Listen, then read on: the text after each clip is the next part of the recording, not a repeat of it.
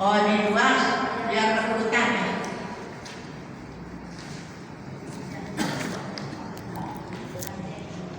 Karena gini, setengah, 1/4, 1/8, 1/3, 2/3,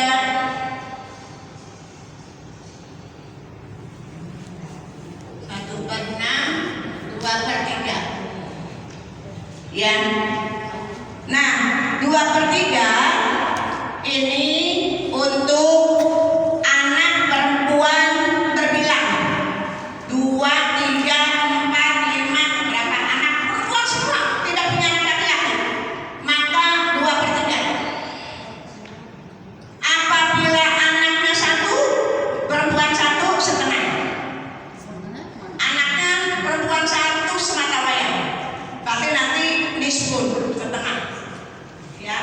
Nah, kemudian wali abawi likulli wahidin minhuma sudus, ibu bapak dapat 1/6. Jadi ayah ibu 1/6. Di sini sudah ada kasus. Artinya siapa yang mendapat setengah? 1 anak perempuan tunggal 1. Kalau di sini anak perempuan berbilang, jadi 2 ke atas. Di sini 1/6 siapa? Ibu,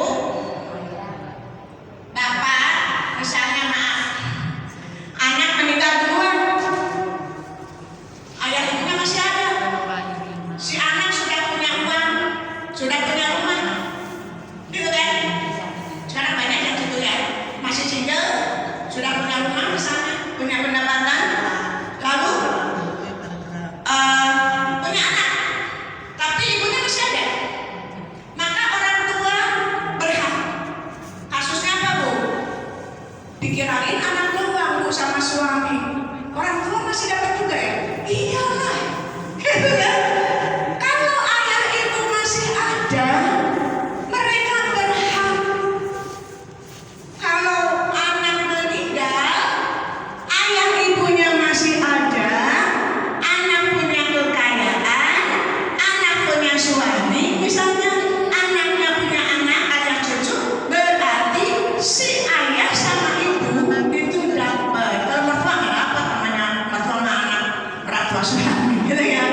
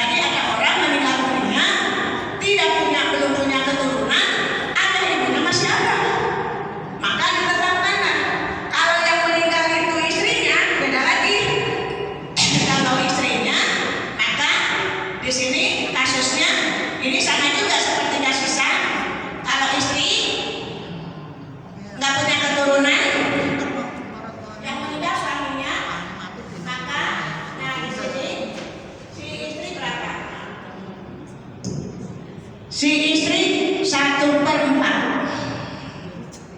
Jadi kalau suami istri ini suaminya meninggal ya, maka ayahnya berapa? Ibu, maka di sini 1/4. Ini masalah 4 kali 3 berapa? 12. 1/4 kali 12, ini 3. Ini kali 12 kurang 3, maka dia dapat 3. Ayah dapat 6. Jadi ini khusus untuk kasus apabila orang yang meninggal dunia tidak punya keturunan, masih punya ayah dan ibunya. Namanya ini 1/3 Pak. Ini yang disebut dengan kasus Umar yang lain ya.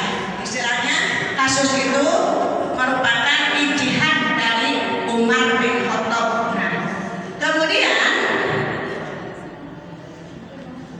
pembagian waris itu mimba diwasiyah setelah ditunaikan wasiat.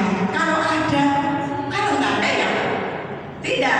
Berapa besarnya wasiat ibu-ibu? Ada kasus nih. Pokoknya emak wasiat. Nah, emak wasiat. Ini rumah, pertama gitu. Jangan dijual. Jangan dijual gimana? Warisannya cuma itu, betul ya? Maka kalau wasiat hanya boleh 1/3.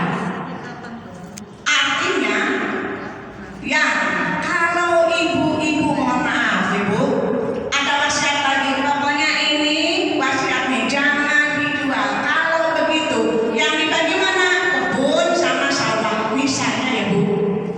Oke, jalannya apa bu supaya tidak dijual? Jadikan wakaf ahli. Apa itu wakaf ahli? Wakaf untuk keluarga, boleh nggak bu? Boleh.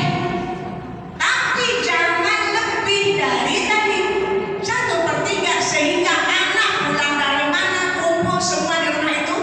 Rumah itu tidak boleh dijual, tidak atau toko misalnya ibu punya toko, ada 3 toko. Kata orang tuanya, toko yang satu jangan diapa, jangan dijual, jangan wariskan.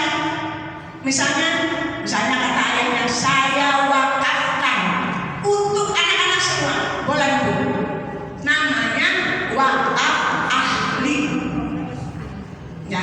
Jadi nanti nggak ada namanya anak jatuh miskin gara-gara dijual semua warisannya. Karena apa? Dengan cara wakaf ahli. Jadi wakaf itu ada 2 macam. Ada wakaf ahli, ada wakaf khairi. Kalau wakaf khairi untuk masjid, untuk rumah sakit, untuk kebaikan dari ambulan, itu wakaf khairi. Tapi wakaf ahli ini khusus untuk keturunan. Semua bu, tanpa memandang anak laki, anak perempuan, pokoknya ini rumah atau misalnya ini toko, hasil dari toko ini untuk semua. Apa manfaatnya? Itu semua membantu anak-anak yang lemah. Kan anak itu beda-beda ya. Ada yang mungkin ekonominya bagus, ada yang kurang beruntung, betul bu.